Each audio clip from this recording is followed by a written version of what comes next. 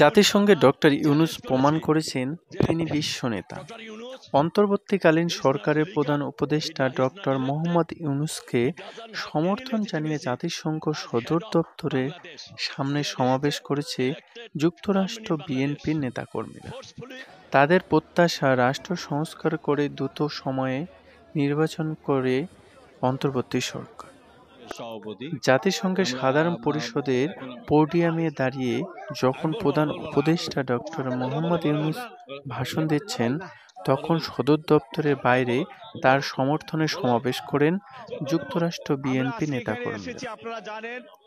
দেশের তরুণ সমাজকে সঙ্গে নিয়ে ক্ষমতাচ্যুত হাসিনা সরকারের হাত থেকে বাংলাদেশ বাঁচানোর জন্য ডক্টর ইউনূসকে ধন্যবাদ জানান তারা।